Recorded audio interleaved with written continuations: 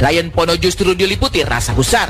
Ia tak terima marganya dilecehkan oleh Ahmad Dhani, musisi sekaligus seniornya. Oleh sebab itu, Rabu 23 April kemarin, Ryan didampingi tim kuasa hukumnya resmi melaporkan Ahmad Dhani ke Barreskrim Polri terkait dugaan penghinaan marga.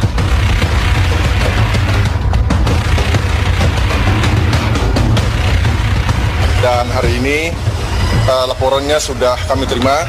Ini tanda bukti laporannya.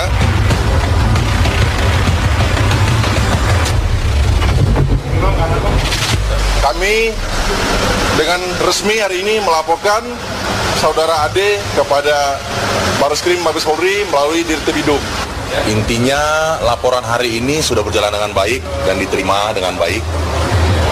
Dan terkait unsur-unsur pasalnya juga semua sudah memenuhi unsur. Ya intinya ini sesuai dengan harapan kami lah. Seperti kita ketahui, konflik Ryan Pono dan musisi Ahmad Dhani ini bermula ketika Ahmad Dhani mengundang Ryan untuk hadir dalam diskusi yang diselenggarakan oleh Asosiasi Komposer Seluruh Indonesia terkait royalti dan undang-undang hak cipta. Namun, persoalan itu muncul lantaran Ryan protes karena namanya ditulis dalam undangan tidak sesuai. Ryan merasa marganya dilecehkan hingga menegur langsung Ahmad Dhani lewat WA. Namun sang vokalis itu merasa gusar lantaran belum ada etikat baik untuk meminta maaf secara langsung dari Ahmad Dhani. Tidak ada jawaban sama sekali. Enggak, saya juga nggak reach beliau gitu. Jadi memang ya saya yakin Ahmad Dhani sudah melihat ramai di sosial media kan, kalau misalnya memang beliau itu memang rendah hati dan punya niat baik, harusnya bisa reach saya juga, karena sudah tahu nomor saya juga gitu. Tapi sejauh ini belum ada, jadi biarlah segala sesuatu ini bergulir proses hukum secara hukum gitu.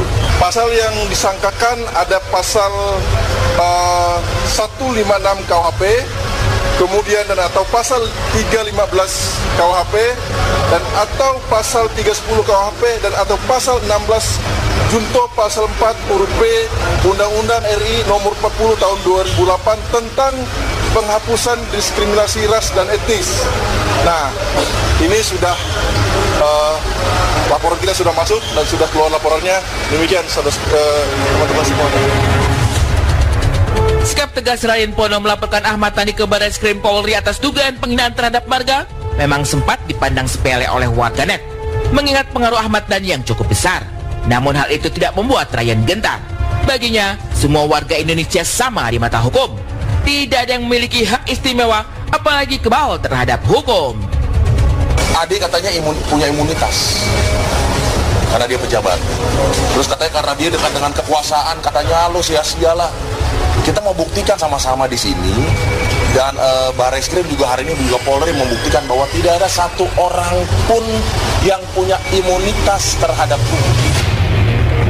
Upaya Ryan melaporkan Dhani ke polisi bukan semata sebagai langkah untuk mencari keadilan. Lebih dari itu, langkah ini pun sebagai pembelaan diri terhadap jati diri.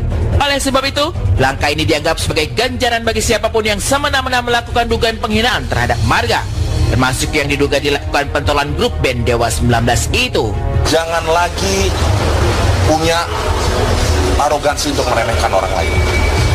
Gitu ya, karena kita semua sama di mata hukum gitu. Jadi ya khususnya etnis, buat kami keluarga besar Pono itu bukan hanya Ryan ya, tapi semua keluarga saya di kampung, bahkan yang tersebar seluruh dunia.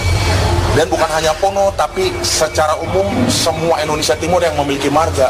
Dan bukan hanya Indonesia Timur, tapi secara umum orang Indonesia yang memiliki marga. Ada orang Sumatera di situ, ada orang Batak di situ, ada orang Padang di situ, ada orang Kalimantan di situ. Semua mengerti bahwa marwah dan martabat kehormatan sebuah marga itu gimana. Di mata Ryan Pono, sikap Dhani yang diduga melecehkan marga dianggap sikap arogan. Sementara di mata orang-orang yang sedari dulu mengenal baik dirinya, seperti apa sosok Dhani? Mungkinkah Dhani dianggap arogan? Dia termasuk orang yang asik banget gitu menurut gue.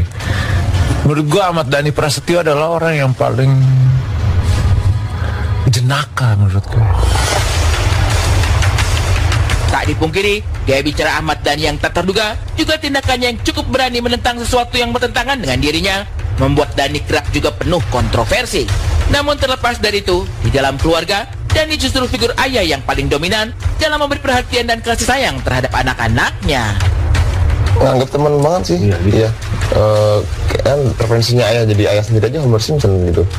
Iya benar. Jadi ya udah kayak temen aja gitu. Kita dulu serunya kita sering liburan bareng karena kan usia kita dekat-dekat dan waktu itu sering liburan bareng, masih futsal juga ya. Futsal bareng, kita dulu masih banyak tidur bareng. Jadi kita tuh dari kecil udah kebiasaan apa-apa bareng. Sama tidur bareng, liburan bareng yang tadi itu banyak banget. Jadi sekarang ini udah punya kesibukan masing-masing, jarang ketemu juga kayaknya. Wah, ini juga ya apa namanya? Kangen juga ya. Tapi memang itu fase ya. Ayah selalu pernah bilang ya, pekerjaan paling enak itu ya musisi katanya dia. Dan paling jujur. Jadi kayak buat apa kamu udah ada keluarga musisi, kamu udah punya perut musisi, ya kamu mending kerja di sini aja karena ini kerjaan paling enak menurut dia. Cuman ya dia nggak mewajibkan harus itu.